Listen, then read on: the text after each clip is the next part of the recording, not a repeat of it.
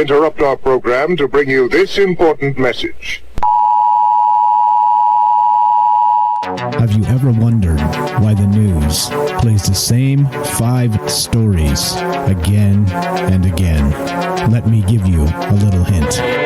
Brainwashing and repetition is the most basic form of brainwashing. Join me as we look at the news cycle and talk about why the mainstream media is so gutless and afraid to report the truth.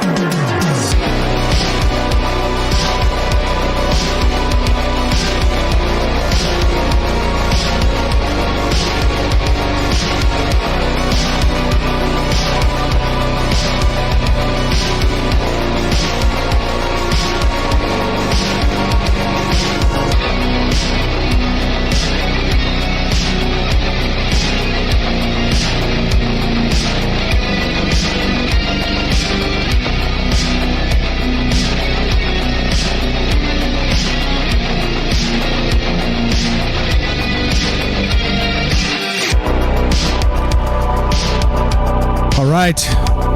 Good day. Happy Friday. Welcome to Conspiracy News with Michael Strange. This is the show where we talk about how the news is the conspiracy. And what does that mean? Well, that means a lot of things. That means, in particular, that they have the mainstream media and the news, how they report these things, they have a very, very hard time telling us the truth. So, as a result of that, it kind of falls into our lap to really try and figure these things out, try and discuss these things, try and wonder what the hell's going on, and to look at the news kind of through our own lens. And that's what this has always been about. This show started as part of another show called another podcast called Troubled Minds Radio, which is where we talk about more of a little bit more woo-woo type stuff, right? We're getting into some paranormal stuff and some aliens and some, UFOs and stuff like that. But we used to have a news segment on that show, and it ended up kind of just growing and growing and growing, and it just became too big. It started taking over the show. So here we go. It's kind of branched off and became its own news show. So this is Conspiracy News with Michael Strange. Very proud to be into season 2 of this. We've been at this since January or so, maybe a little bit before that.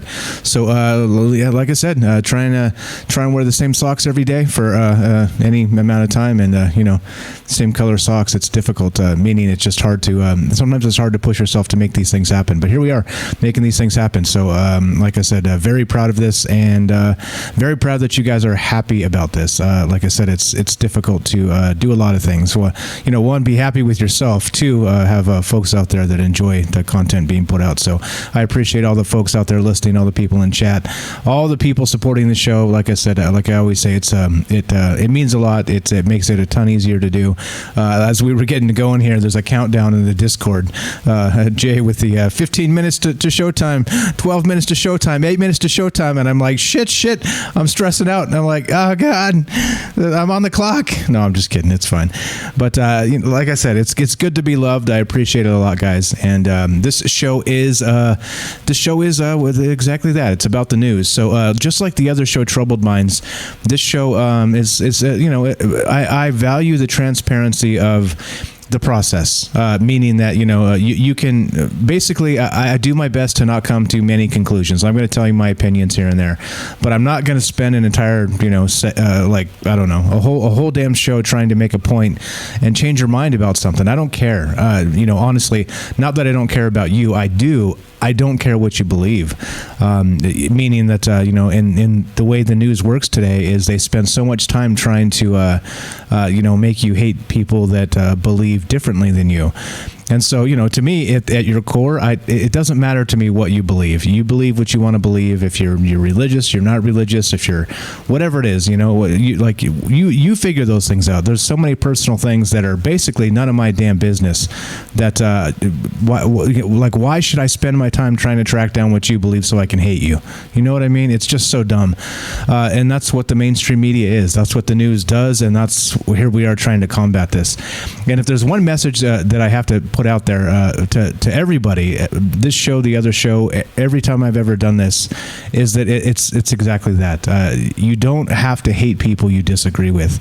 And the mainstream media, again, as part of their dehumanization process, that's what they do. They try and set it up so that, if you disagree with something I say, you're supposed to hate me, which is dumb. It's a waste of time. It's a waste of energy.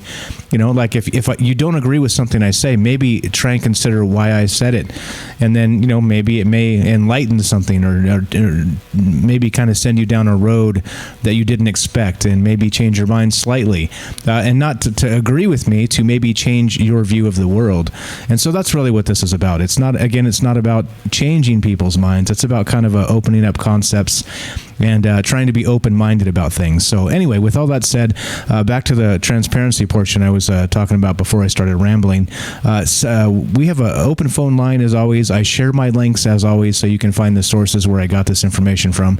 If you want to be part of the show today, at any point, you can give us a call at 702-957-1037. That's 702-957-1037. Troubledminds.org is the official website, and you can find the phone number there and the Discord link. You can be part of the show with Discord as well. Discord is a chat client. It's a voice client, and it's free. It's totally free. So meaning that if you have an internet connection, it is free to use, and you don't need to worry about that long distance 702 area code, which is Las Vegas, by the way. All right. So with all of that said, blah blah blah. Let's go to the news, shall we? Let's do it. All right. So now this is the big news of the day. This is the big news. We have the CDC. This is from CBS News. Let me link this so you guys can follow along if you prefer. Here we go, and we'll get rolling. All right. So CBS News says this. This is the big news of the day. This hit last night. The CDC says people fully vaccinated against COVID-19 can shed masks in most indoor settings. Ow! Okay, all right. Axel and I were talking a little bit about this in chat last night in the Discord, and to me, like it seems silly to me that this was never on the table as the case. Why are we vaccinating 100 million people if we don't know it's going to be effective? First off, and then second, why haven't we been telling people? Well, at least kind of hedging the language and saying, 6 months ago, whenever the vaccine was getting ready to be pumped out and all these other things, that, by the way, there's a good chance that you're going to be able to, ditch this mask and all this other BS that we're making you do if you get vaccinated, So just as an FYI, the CDC has said, by the way, I guess the vaccines work and they're not going to spread from point to point. I don't know. And pretty much this is like the biggest no shit Sherlock news ever. But it's weird that the way government works and they have to go slow with everything. And, they've been behind. Now, this is the thing, too. With this whole the entire pandemic, if you had faith in government before and you still do now, I don't know what to tell you. You're just not paying attention. All you got to do is just watch everything Fauci says, and this fool is just a lion jack all over, up, down, left, right. He's flip-flopping, changing his mind. It depends. He wants to make value judgments on people's lives, and then he doesn't. He wants you to wear masks, and then he doesn't, and then he wants you to wear 3 masks or 5 masks or 7 masks. I'm exaggerating, of course, but this is not science. Sure, fine, he's a doctor, he's an epidemiologist, he's well-respected, all this other crap. But let me tell you something.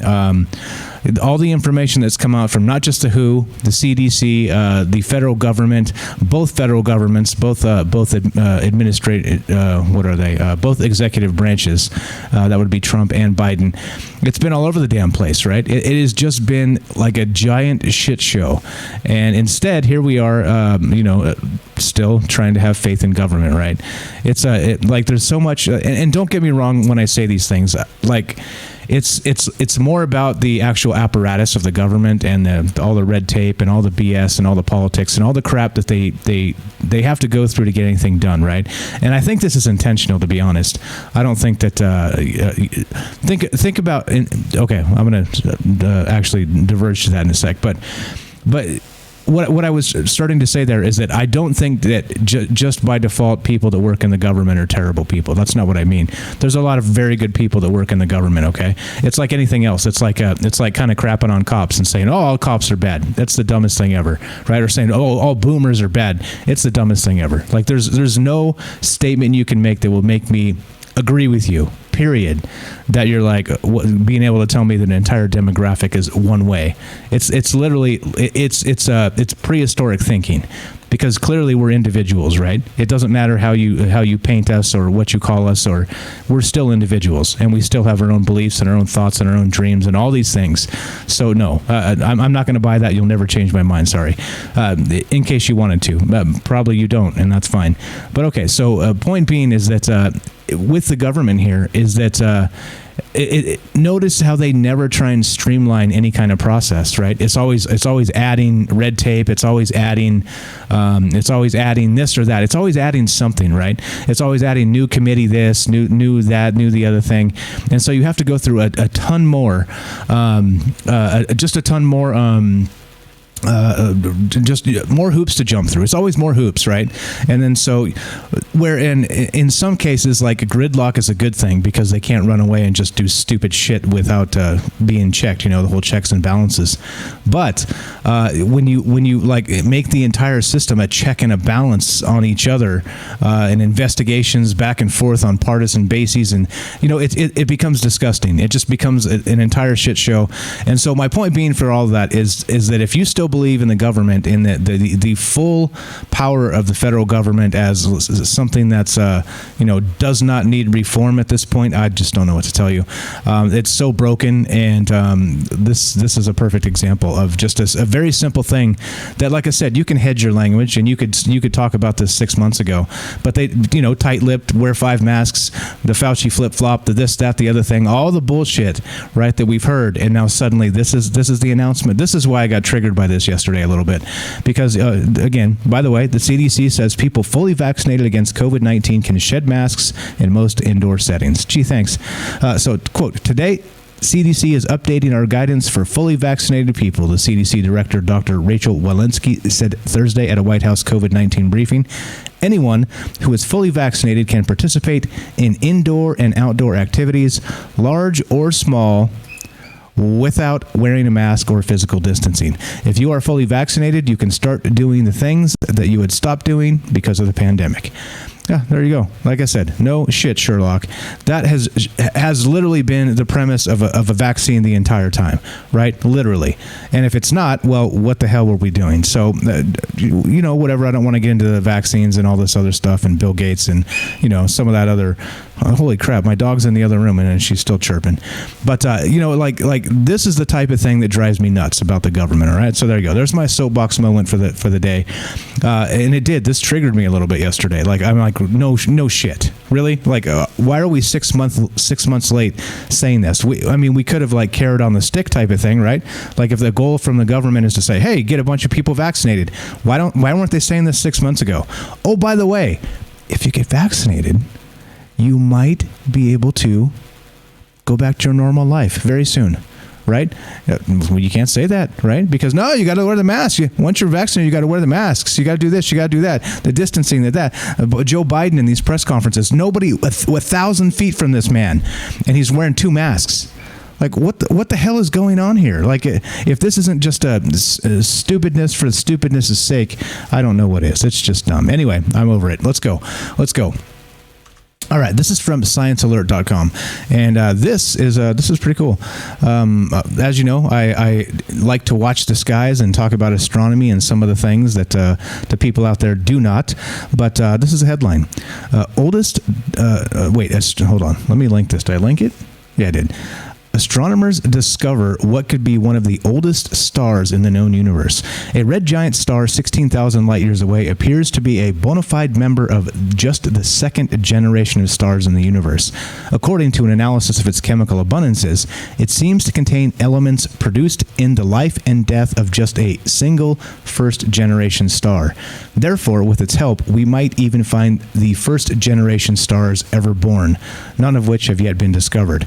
Additionally, the researchers performed their analysis using photometry, a technique that measures the intensity of light, thus offering a new way to find such ancient objects. We report the discovery, quote, we report the discovery of SPLUS J210428.01-004934.2. There you go. That's the name of this star. And I'm going to highlight that so you see I'm not shitting you. that's the name of this star. It is. That's how many things are out there in the sky, guys. They have to name things like this. Because if you don't name them like that, you know, the far, far away star and the far, far, far away star, the far, far, far, far, far away star, no, it doesn't work that way. That's how I would do it, and people would think I was an idiot. Well, many people do anyway. But here we go. This is the name of this star. But anyway, so I'm not going to read it again. So it is an ultra metal poor star selected from its narrowband S+ photometry and confirmed by a medium and high resolution spectroscopy. Well, there you go, whatever that says. The researchers wrote in their paper. These proof of concept conservations are part of an ongoing effort to spectroscopically confirm low metallicity candidates identified from narrowband photometry. There you go. I think I said it. I think I did it. Guys. I did it. All right. So with that said, I don't know. If we're literally getting to the point where we're seeing the very first stars in the universe. This is exciting times, right? Exciting times. What's Up, Axel says, first generation of stars, massive, all hydrogen, blew up very fast. So hopefully we can find them. Hopefully there's some that are kind of hanging out there and haven't blown up very fast. Well, of course, you know, if we're looking deep into the cosmos, we're kind of looking back in time anyway. So I guess they would be long dead, but at least we might be able to catch a glimpse of them. Okay. You guys are funny. All right. So let's go. There's more. Speaking of funny, let's see where we at time-wise. Okay, we're good. Let me play this real quick. I'm going to go smack my dog down real quick. I'm going to play a quick commercial. So this is the news from our sponsor, and our sponsor is you. Here we go. And I'll add another one of these. I know this one gets tiresome, but just kind of spreading the word to let people know how to support the show. I get that question all the time, and here you go. Be right back. Are you digging the show? If so, you can support us quite easily and at no additional cost to you if you already have an Amazon Prime account. Since we stream on Twitch every day, all you have to do is link your Amazon Prime account to your Twitch account, and they give you free games on a monthly basis for your personal use, and also a bonus $5 a month to send to your favorite streamer as a way to bring more people to Twitch. And all you have to do is sync up the two accounts and click subscribe. Thanks for considering us. Okay, all right. Yelled at the dog. You probably heard me yelling at my dog. It's all good because, well, she knows better. She's at that point that she knows how she should behave, and she's not. And, well, like I said, she knows when I start doing the show, she can freak out a little bit because she thinks I'm not going to go get her. Well, I just went and said, hey! And she's like, oh, shit, I'm in trouble. Yeah, okay. Anyway, let's continue, shall we? As I said, this show is live if you want to be part of it. We're running a Discord, and we are also actually having a phone line is up. Our phone lines are up, 702-957-1037. Weird thing is, every time we do this show now, from the back end here, we have on the day shows, I get this phone number from San Diego just spam calling like 10 times during the show. Like, it just keeps calling and calling and calling, and it never actually like screams through and gets through. So weird. I don't know what's going on, but whatevs. All right, here we go. There's more. This gets more weird. We're going to go from astronomy to breathing out your butthole. I said it. This is from iflscience.com. Pigs and rodents can breathe through their rectums, so we probably can too. Check this out. In case you ever wondered, let's see. It is long known that certain aquatic species such as loaches and sea cucumbers are capable of taking in oxygen through their intestines, in addition to their gills when forced with hypoxic conditions. Back in the 1950s and 60s, scientists conducted a number of experiments to determine if mammals shared this capability. Yet results were inconclusive, and the issue has remained a topic of debate ever since. There's the phone call coming in again. What the hell? Appearing in the journal Med, a new study has finally settled the argument by providing evidence that mammals can indeed use their intestinal organs for respiration, and that doing so can significantly enhance survival and recovery rates following respiratory failure. To begin with, the study authors removed the thin layer of mucus lining the gut of mice in order to allow for enhanced diffusion of oxygen through epithelial cells. They then placed the rodents in a low oxygen environment, which caused all the animals to die within 11 minutes. Well, that sounds horrific. Way to go, hero mice. However, when the researchers delivered oxygen gas directly into the anus of mice, yep, I said it, 3/4 of the animals were able to survive inside the chamber for 50 minutes. Repeating the experiment on mice that had not had their gut mucosal layer removed, the authors noted a significantly smaller improvement in survival rates, with rodents remaining alive for an average of 18 minutes. Interesting, eh? In case you ever wondered about if you could breathe through your butthole, now you know. Now you know it's possible. So I guess maybe instead of having, like the snorkels and stuff, you need one that goes in the other side. Boop. But anyway, just kind of pointing this out. I thought it was interesting and curious to consider here because WTF. WTF is that? All right, let's continue, shall we? This is from the Daily Mail. And this is interesting. So this is not the only source. I like to mix in the Daily Mail once in a while to the news sources because it's funny. Because they have all the Kardashians on the right side here in the sidebar, right? It's funny. But anyway, I digress. Let's go. So the headline is this: alien plutonium isotopes that date back millions of years have been discovered at the bottom of the ocean, and experts are rethinking why the dangerous element exists on Earth. Interesting. A rare radioactive plutonium isotope dating back millions of years has been recently discovered at the bottom of the ocean. Just like I said, the dangerous element known as plutonium-244, discovered nearly 5,000 feet below the Pacific Ocean in the ocean crest, is the result of violent cosmic events that occurred in deep space millions of years ago. Plutonium-244's presence on Earth suggests that an exceptionally violent event billions of years ago, such as neutron stars colliding, may have caused it to appear on our planet. Quote, the story is complicated. Possibly this plutonium-244 was produced in supernova explosions, or it could be left over from a much older but even more spectacular event, such as a neutron star detonation. The study's lead author, the Australian National University Anton Wallner, said in a statement, the element iron-60 was also discovered, according to the experts' findings. Dating of the two elements confirmed that the plutonium-244 and iron-60, both of which exists when the Earth formed more than 4 billion years ago, likely originated when multiple supernovae explosions occurred near Earth. Quote, our data could be the first evidence that supernovae do indeed produce plutonium-244, Wallner added. Iron-60 has a half-life of approximately 2.5 million years before it decays and turns into the valuable commodity nickel. So, my dog is driving me nuts. She won't shut up. All right, so interesting, eh? This is alien plutonium isotopes, not originating on Earth, so they say, are actually. You guys hear that? Can you hear the dog chirping? She sounds like she's dying. I put her in the kennel and she freaks out. Okay, so anyway, in any case, as I'm distracted by this puppy that can't handle it for an hour by herself. But anyway, I digress. This is pretty interesting, right? So talking about supernova explosions and all kinds of like weird cosmic things that got to leave this stuff on Earth, actual alien plutonium. So holy crap, this sounds like she's dying. Yeah, she sounds like she's dying. Oh my goodness gracious. Okay, anyway, let's continue, shall we? I'll go get her in just a sec. All right, here we go. And get her in. When I say beat the dog, I'm kidding. It's a joke. Don't beat your dog. And I'm not going to beat my dog. I'm going to say, bad girl, and she's going to go, ooh, sorry.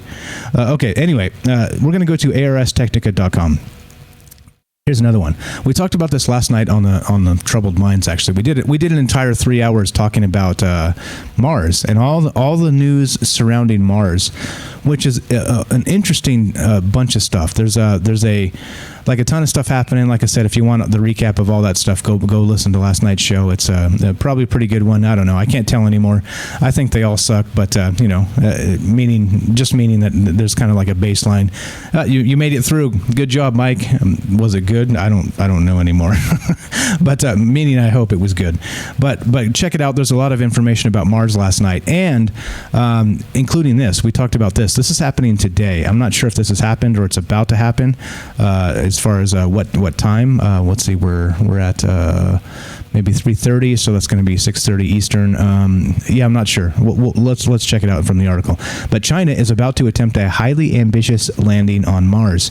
And as we said last night when we were discussing this, it's never been done where you actually put a lander and a rover on Mars at the exact same time.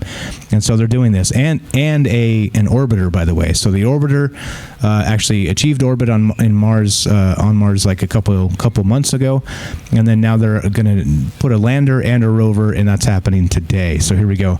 As early as Friday evening in the United States, China will attempt to set its Tianwen-1 lander down on the surface of Mars.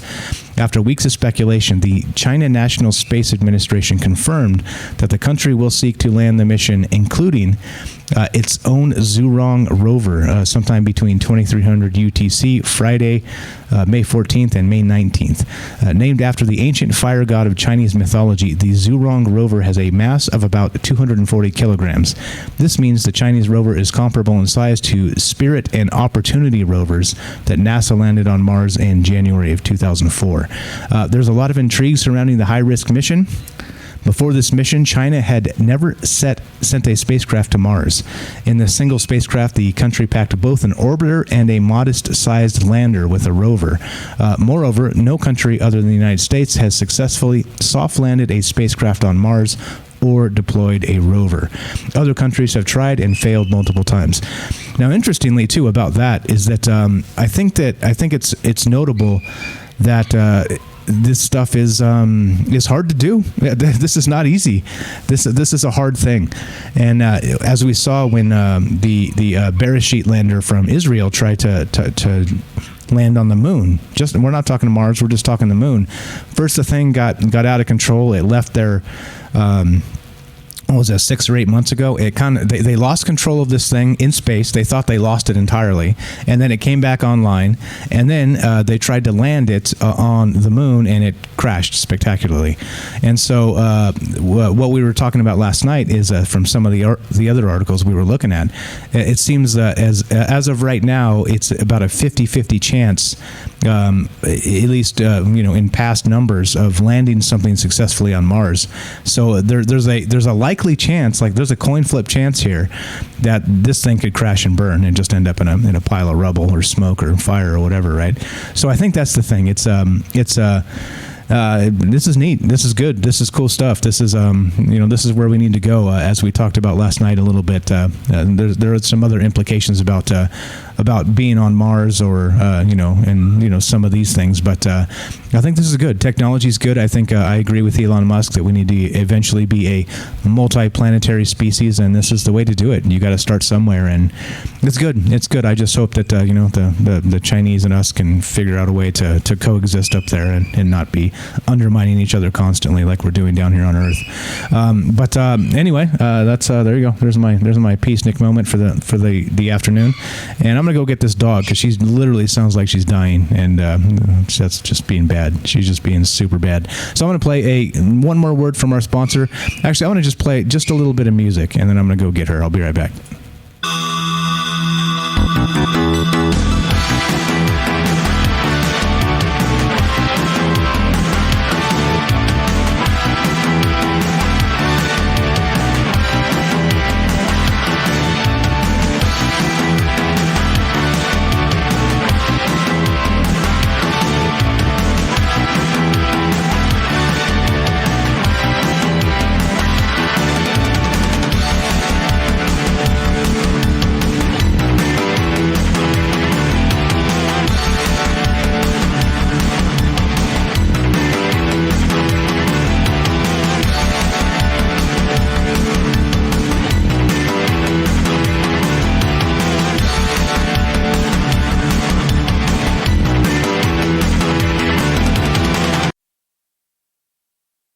Oops. All right. Thanks for bearing with me there. She's right here now, and hopefully she should shut up.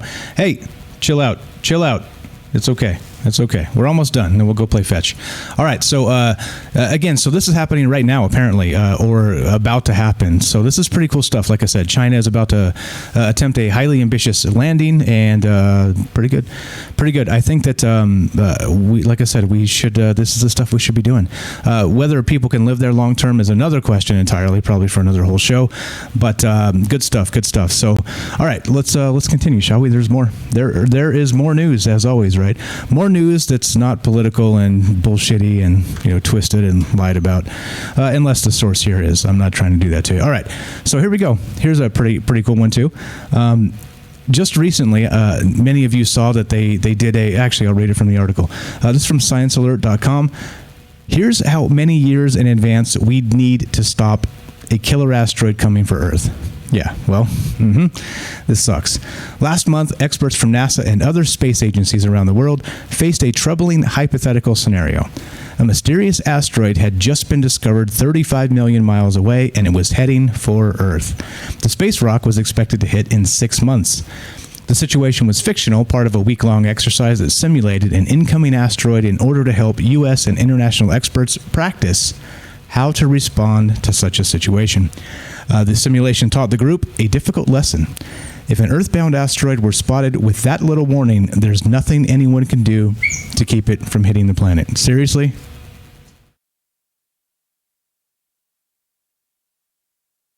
Jeez, dog.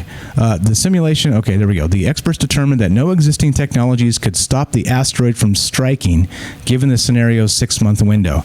There isn't a spacecraft capable of destroying an asteroid or pushing it off its path that could get off the ground and fly to the rock in that amount of time. That seems like it's plenty of time, right? I mean, what did they do in the movie? What they do? What was Bruce Willis and what's her name? Liv Tyler. I mean, what was that all about? I mean, they did it in the movie. If they could do it in the movie, we could do it now, right? We could do it.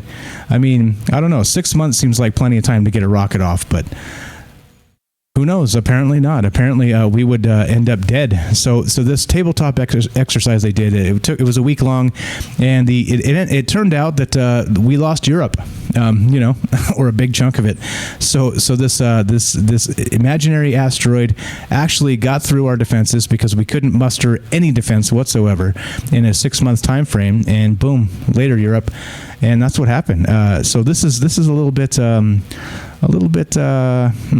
Not good, less good. Let's say this is less good. File this under less good. So there we go. Quote: "It's what we call a short warning scenario," he told Insider. "It was by design very challenging. In reality, if an asteroid like that fictional one were heading for Earth, scientists would need years, not months, of warning.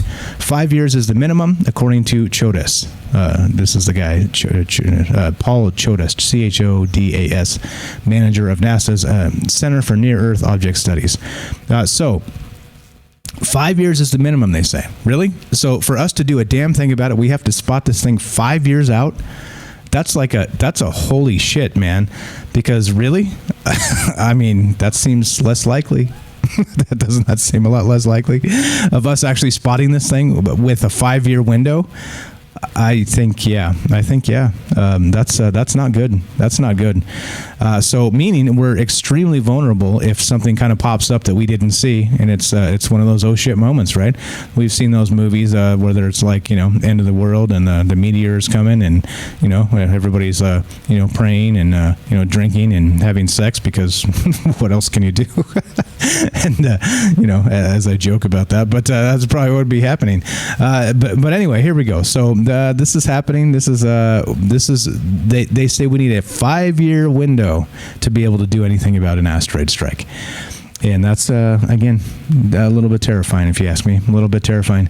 And speaking of terrifying, or also interesting. Actually, before we do that, a quick word from our sponsor as I smack my dog down and get him one more time. Be right back. Are you digging the show? If so, you can support us quite easily and at no additional cost to you if you already have an Amazon Prime account. Since we stream on Twitch every day, all you have to do is link your Amazon Prime account to your Twitch account, and they give you free games on a monthly basis for your personal use, and also a bonus $5 a month to send to your favorite streamer as a way to bring more people to Twitch. And all you have to do is sync up the two accounts and click subscribe. Thanks for considering us. Okay, so she's out. She's outside. Later, dog. All right, she's got a doggy door. She's safe, but that's probably what you need to do. So anyway, we are back. Now, look, this is the thing. We've been talking about UFOs quite a lot on the Troubled Minds show. And UFOs in particular have been kind of had an interesting run the last 3 years because of the whole To the Stars Academy, Tom DeLonge, Lou Elizondo, the Pentagon acknowledging those 3 videos as being real, and some other stuff, right? Some George Knapp stuff. It seems like every day there's new UFO news, which is sort of like we're in the golden age of UFO news. But of course, with that comes a lot of doubts because, as I started the show talking about the government and, how they like to make things extremely complicated over very simple things sometimes. This is the Renaissance. Like I said, the golden age of UFO news. Well, check it out. UFOs have made 60 Minutes, and there's a segment coming up. I think it's on Sunday, and here's a little teaser of the actual 60-minute clip that's going to happen. Here we go. Action. Former Navy pilot Lieutenant Ryan Graves calls whatever is out there a security risk. He told us his F-18 squadron began seeing UAPs hovering over restricted airspace southeast of Virginia Beach in 2014 when they updated their jet's radar, making it possible to zero in with infrared targeting cameras. So you're seeing it both with the radar and with the infrared, and that tells you that there is something out there. Pretty hard to spoof that. These photographs were taken in 2019 in the same area. The Pentagon confirms these are images of objects it can't identify. Lieutenant Graves told us pilots training off the Atlantic coast see things like that all the time. Every day. Every day for at least a couple of years. Wait a minute, every day for a couple of years? Mm-hmm. I don't see an exhaust plume. Including this one, off the coast of Jacksonville, Florida in 2015, captured on a targeting camera by members of Graves' squadron. Well, look at that thing! It's rotating. Oh my gosh! They're all going against the wind. The wind's 120 knots from the west. Look at that thing, dude! Okay, so I linked it, and interestingly, right? Did you hear what the guy said? So that's a pilot. That's a naval aviator, as they're called. And yeah. My dog chirps. I see that in the chat. I call her a little fire alarm, smoke alarm, because she chirps. But anyway, so naval aviator says every day for 2 years they saw these bizarre anomalies in the sky. Think about that. So if that's the case, like I've said all along with this UFO stuff, it kind of pisses me off because if they've got data on the 3 they've acknowledged, they've got data on a shit ton more stuff that they're not telling us, right? And so if it took like an act of God to get 3 confirmed by the Pentagon, then what about the rest of these? Every day for 2 years, this guy says. Every damn day. Can you believe that? That's hard to believe. But that's a lot of damn UFOs, does it not? Is it not? It's I don't know. Like I said, it kind of it gets under my skin a little bit that they're not telling us what they know, and even more, imagine if they do know, and if they really know what this stuff is, and we have no idea what the hell's going on here. I don't know. That's the question. That's the bad part. And anyway, Yeah. So 60 Minutes, it's coming. It's happening. It's going to be on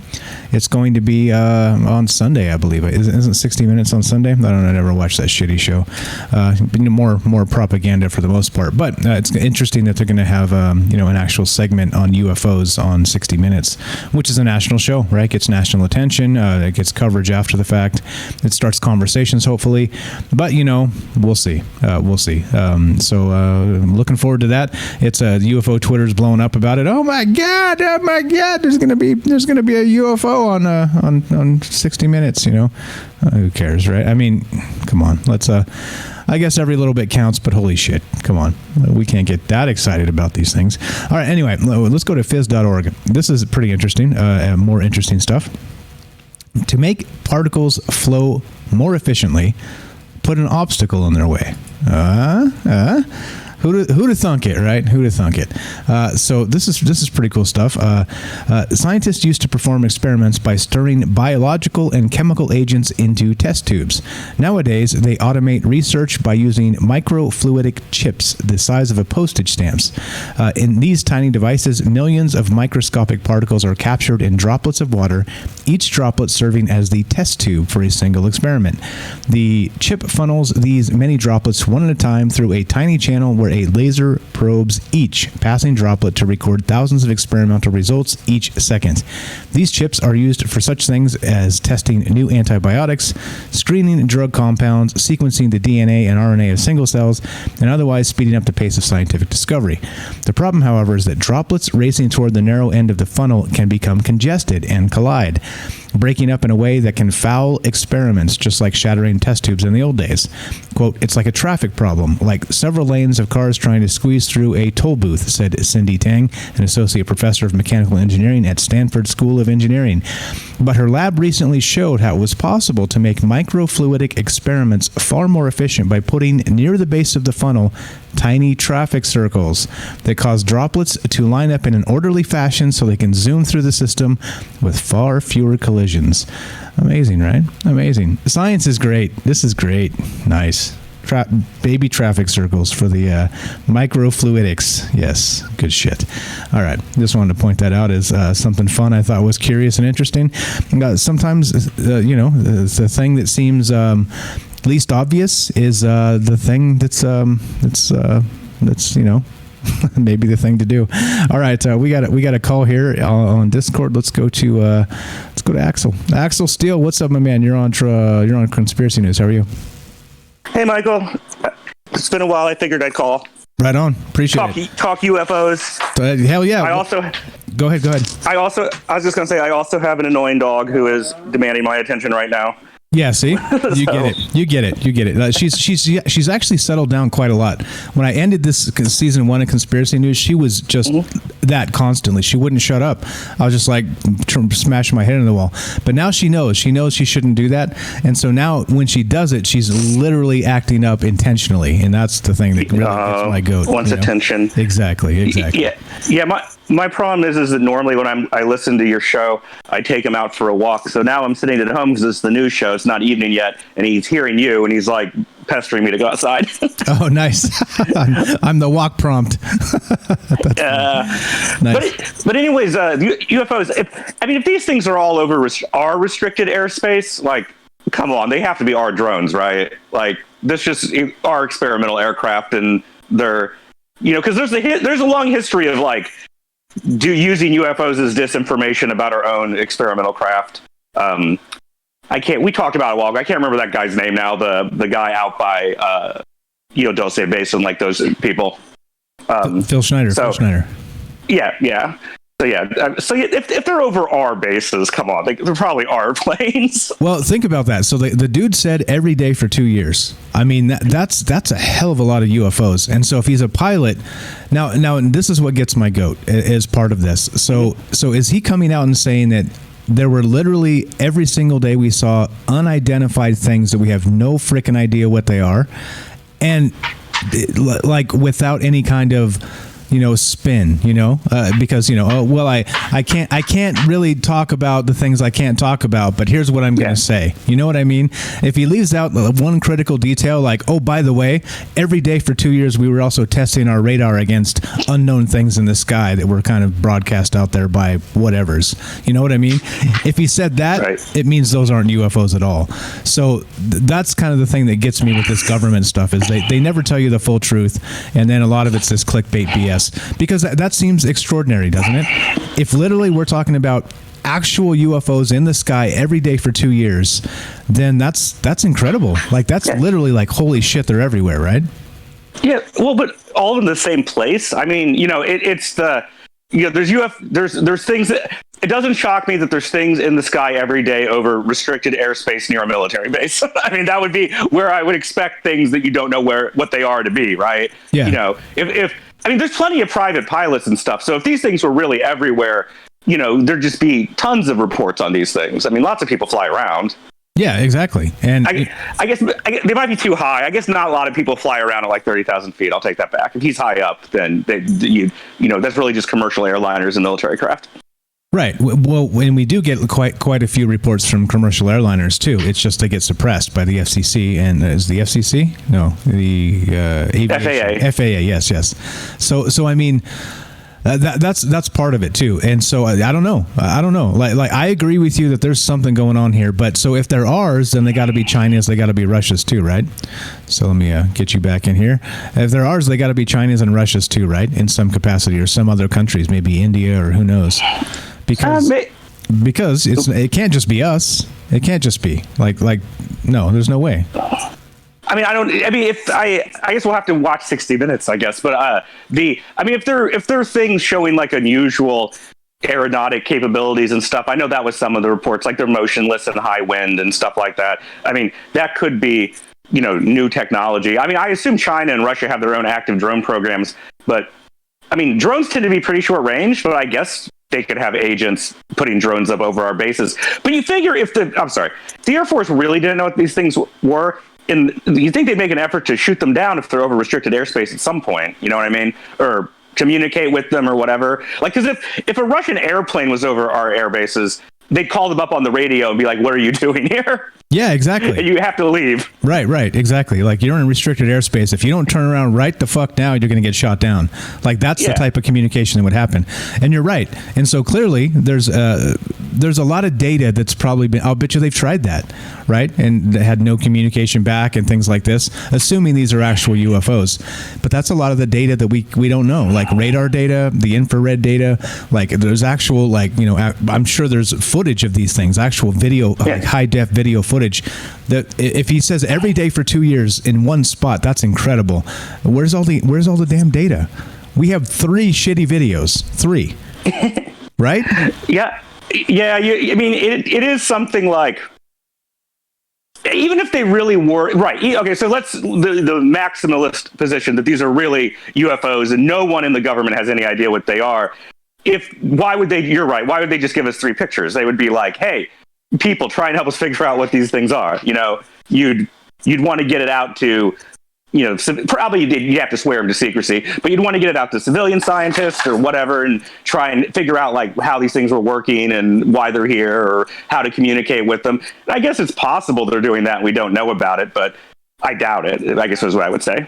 Yeah, or if you had a ton of data like that and you wanted to steer a narrative, you could cherry pick some and release them to say nothing to see here, right? Like, so instead of these same crappy 3, you could release 150 that are very similar and you could write off as Swampcast, for instance, and I'd say that tongue in cheek, of course, but you know what I mean? So you could very much script a narrative that would just make UFOs a moot point, but they haven't tried to do that either. So what the hell is going on? I think there's a problem there. I mean, we could go full. There could be a treaty that says that we can't talk about them or something like that. But I will say a point in favor of the treaty theory is that like every president since Jimmy Carter has basically been like, if we've met aliens or haven't met them, I'll tell you when I get elected. And none of them have ever come out and actually been like, no, there aren't any. Yeah, that's true, and that's true. That's true, and not only that, like it seems like that's the thing, right? Like when I'm president, things will be transparent, and then they get in there, and the CIA director starts breathing down their neck, and they're like, "Well, I can't really talk about that." Every time. They're like, Mr. President, we've had a treaty with the Greys for 60 years, and we can't reveal their identity. Exactly. Yeah, so I don't know. Crazy stuff here. Again, interesting times for sure with the news cycles and the way they are. And all the crazy stuff. Again, all that Mars news, all the UFOs in the sky. Mm-hmm. I mean, shit, maybe we do live in a simulation, and they're amping it up. They're getting us ready for the alien invasion. Well, something exciting could happen at least. That's for sure. Any comment on any of this other stuff? Not really. I guess we do have to get together and make this D&D thing happen, though. I'm pumped for it. Okay. Ash just sent me a message. I'll try and let's see if we can set something up, kind of like a preliminary on Sunday, and then we'll go from there and try and set it up. All right. When are you best available? On Sundays, any afternoon, evening is when I'm available. Okay. Sorry, Sundays after about 4:00. Okay, you got it. So we'll get something set up and we'll get going. I appreciate it. Talk to you soon, man. All right, talk to you, Michael. Talk to you later. All right, later. That's Axel Steele. Been calling in the show for some time now. We're going to do a D&D game or some kind of role-playing thing with him on Sunday nights. So we'll try and share that with you guys as well if you're interested in that. I know some of you don't give a shit, but some of you might be interested. So there you go. It's should be fun anyway. All right, so there we go. So what do you think about all that? UFOs from every day, every single day. Over 2 years is what that pilot said. That's crazy, right? So anyway, let's go to this one. As you know, we're always watching the Dogecoin now. CNBC says this: Dogecoin rallies on Elon Musk tweet. Anticipated Coinbase listing. So Coinbase, if you don't know, it's probably the largest listing crypto thing in the world. And if you get listed on Coinbase, you go to the moon basically. So anyway, Dogecoin soared Friday after a tweet from supporter Elon Musk, and as Coinbase said it would list the meme-inspired cryptocurrency. The price of Doge climbed to an intraday high above 56 cents in early morning trading, blah, blah, blah. Anyway, so, it's funny that right now this is kind of new and novel for a lot of people, but in some capacity, this is going to turn into just like another stock market situation, Pretty soon, the news is going to kind of dribble out and nobody's going to give a shit, except for the people that do the trading, right? The day traders or whatever. But it is interesting because of all the everything that's kind of swirling around it, right? So the feds are trying to put out what Clyde Lewis of Ground Zero is calling a Fed coin, right? Kind of their own digital currency, which of course I say would be the mark of the beast, right? Would be the well, not the mark of the beast. Let's call it the final piece of the surveillance state, right? Once they get a digital currency, then you can't spend any money without anybody knowing everything you're doing all the time, meaning the federal government, basically. So it's a bad thing. It's bad, maybe to speed things up or whatever, sure, fine. But the other implications of knowing everything you buy all the time, where you spend your money, it's bad enough that we have our phones tracking us with Facebook and Google and all these other assholes. But now the government with some kind of federal Fed coin type of digital currency, it gets worse and worse. But okay, let's go. So there we go. Dogecoin doing its thing, rallying again. So let's see if they get listed on Coinbase and may go to the moon. May actually go to the damn moon. All right, let's go to, this is pretty interesting and terrifying all at the same time. This is from Scientific American. First genetically modified mosquitoes released in U.S. are hatching right now. Coming to a horror movie near you. I linked it. Crazy, right? All right. This week, mosquito eggs placed in the Florida Keys are expected to hatch tens of thousands of genetically modified mosquitoes, a result of the first U.S. release of such insects in the wild. A biotechnology firm called Oxitec delivered the eggs in late April as part of a federally approved experiment to study the use of genetic engineering rather than insecticides to control disease-carrying mosquito populations. The move targets an invasive species called Aedes aegypti, that carries Zika, dengue, chikungunya, is that how you say it? Yellow fever, and other potentially deadly diseases, some of which are on the rise in Florida. The experiment relies on a genetic alteration that will be lethal to a large number of future offspring. In this case, the male mosquitoes have been modified to carry a gene that makes their female progeny dependent on the antibiotic tetracycline, and thus fated to die in the wild. As the mating cycle repeats over generations, female members are depleted and the population is suppressed. The modified insects eventually die off, making this approach self-limiting. Can we file this under how can this go wrong? I think we probably should. This is the old playing with God, right? This is that whole bit. So I don't know how to feel about this. It's one thing to be able to say, hey, look, we did this thing with science and it's amazing and it's going to work.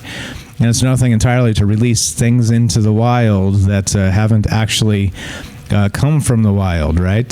So I guess you could say these are aliens, right? Kind of how we always say, like human pig chimeras of sorts. So these are actual mosquitoes that have never been part of this earth before, genetically. So alien mosquitoes, let's say. And so, like I said, how can this go wrong? Because it's one thing in laboratory settings and whatnot, but once you release things in nature, you kind of can't know everything about how this will go. So hopefully it doesn't it doesn't turn really, really bad, poorly for some reason. I don't know. Like just think of some ways this could go bad. I don't know. I'm not into this type of stuff. Genetically modifying things and into the details of those things and into the weeds, as they say. But I don't know. I can, kind of like the Michael Crichton, warning of, just because you can doesn't mean you should, is that here we go. And here they're releasing these things in Florida, and hopefully it actually helps and doesn't hurt something. So anyway, blah, blah. Let's continue, shall we? There's more from the Hill. Yeah. So all the talk that we had not too long ago on Troubled Minds about maybe bringing a alien pathogen from Mars when we bring the soil samples back in about 10 years. Well, check this out. From The Hill, Ivy League scientist says NASA may have accidentally spread life to Mars. Oops. So what happens if it goes the other way? What happens if it... is this... No, we're not going to watch that. All right. Amid the latest exploration and search for life on Mars, a Cornell scientist wonders what kind of microbe humans could have accidentally carried into space and survived the trip to make its new home on Mars.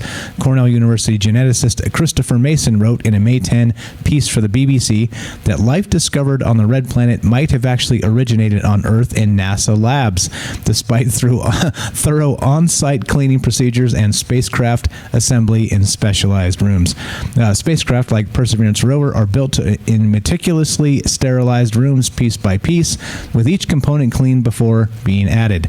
This should theoretically ensure that no bacteria or organism survives the assembly process, according to Mason. Filtration systems in the Spartan rooms offer an extra layer of protection, so, quote, only a few hundred particles can contaminate each square foot. Now, notice we're talking about human error here, all right? And this is exactly the same thing in coming back from Mars, right? This is kind of the point I was making when we did that show on Troubled Minds, discussing bringing back the soil from Mars. If there's some sort of alien pathogen in there, and we don't know, and we won't know till it gets to Earth, and then we have bumbling, clumsy humans handling these things.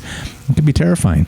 But now we're saying, well, by the way, human error may have sent life to Mars from Earth. And the microbes up there may be flourishing now, for all we know, that we sent, and they're on the rovers that have been up there for years in some cases. So who the hell knows? And interesting, if it can go that way, it can come this way, can't it?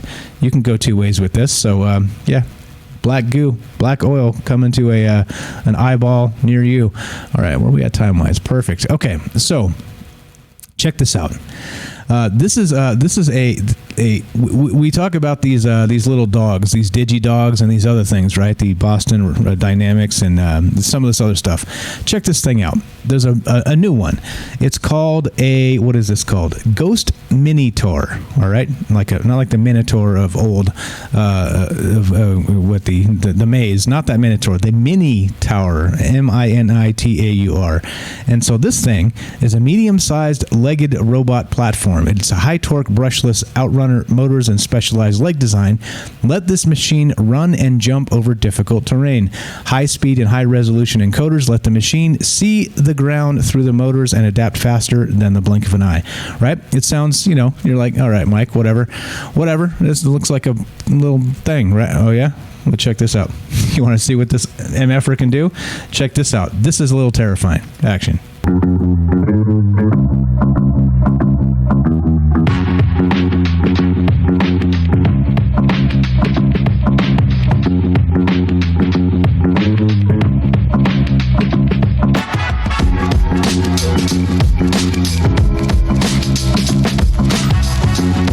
Yeah, that's right. It opened a door. It's climbing a fence. Yep, that's right. Opening doors, climbing fences. That's what this little new digi dog can do. The Minitor. Yep, climbing stairs.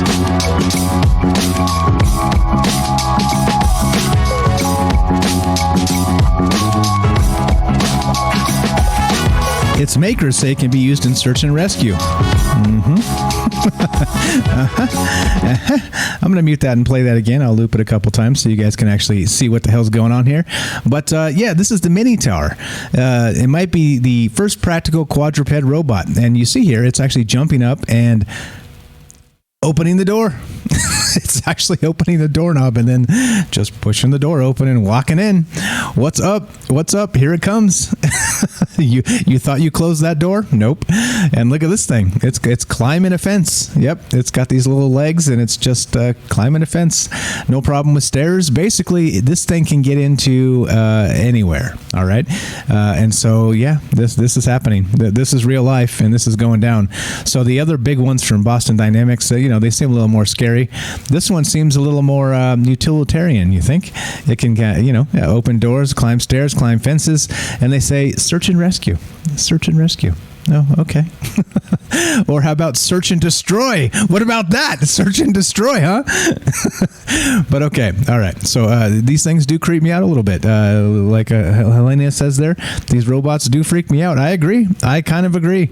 Is that, this is not natural. This is not a natural thing. And seeing how these things are programmed to move, this is kind of terrifying. Let's say kind of terrifying. But so this is real. This is from a company called, what is this called? Ghost Robotics, I believe is what they're called. Yes, a subsidiary of Penn Engineering Grasp Lab, GRASP, and the Ghost Minitor. So it says the Ghost Minitor is capable of running and turning at high speeds and can jump over small obstacles. The robot can even climb stairs, chain link fences, and open doors, which we just saw. The battery lasts 6.75 hours when the robot is standing and 20 minutes when the robot is running at full speed. Okay, so the good news is it only lasts 20 minutes. So if you can outrun it for 20 minutes, you might be okay. You might be okay. Wait until Elon's batteries come online, and then you might be fucked. But if you can take a good clip at 20 minutes, I think this is a good reason to keep your cardio up, guys. Because you might remember you don't have to outrun the DigiDog. You only have to outrun your slowest friend. So there you go. Keep your cardio up because you never know when you're gonna need it. So all right. So as we finish this up, good stuff. Fun times. I appreciate you guys hanging out and listening. We are done. I promised I'd get the Star Wars crawl up, but unfortunately, no, I'm just kidding. I actually did this time. I actually have the Star Wars crawl to thank the folks that have subbed up to the channel. So As you know, we do another show, Troubled Minds, and we do conspiracy news here on Monday and Friday. Troubled Minds is Tuesday, Wednesday, Thursday at 7 p.m. Pacific. We do that on Fringe, and we do it on Facebook, YouTube, and DLive. And we do this show exclusively on Twitch, and then 24 hours later it goes to YouTube. And that's because Twitch needs a 24-hour exclusivity period to monetize. So, with that said, being monetized on Twitch means that you can support the channel. And there's a way you can do it through Amazon Prime. Let me play this one more time. Are you digging the show? If so, you can support us quite easily and at no additional cost to you if you already have an Amazon Prime account. Since we stream on Twitch every day, all you have to do is link your Amazon Prime account to your Twitch account, and they give you free games on a monthly basis for your personal use, and also a bonus $5 a month to send to your favorite streamer as a way to bring more people to Twitch. And all you have to do is sync up to 2 accounts and click subscribe. Thanks for considering us. Okay, there you go. So that's the one way you can do it. You can also support the show if you want to do that. We have a Patreon. Let me link that. I think it's here. Let's see. We've got some people signing up to Patreon, so that does help. So I appreciate that a lot. Here's the link for that, and I'm going to say thank you to those people as well. I'm going to call out the folks that have subbed up to the channel right here. If you want to be on this Star Wars crawl, then do the thing. Sub up. We have one person in the Hall of Fame that has actually joined the Patreon and subbed up through Prime right here on Twitch, which of course just because you do one doesn't mean you don't have to do the other. You can do both, for example. So here we go. We're gonna do the Star Wars crawl like I said, and let's do it as we finish this sucker up. Happy Friday, everybody. Have a great weekend, and we'll be back on Monday with more news show at 3 p.m. Pacific, and then of course Tuesday, Wednesday, Thursday, Troubled Minds, and next Friday we will have this just like we did today. So, all right, happy Friday. Here we go. Let's play this, and let's do this. All right. What's up, J-Up? J-Up's in the Hall of Fame. J-Up is the Hall of Famer. What's up? I see in chat.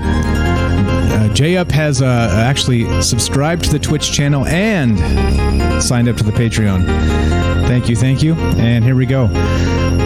This show is funded directly by a decentralized freedom squad that answers only to ourselves. Corporate and political interests can jump off.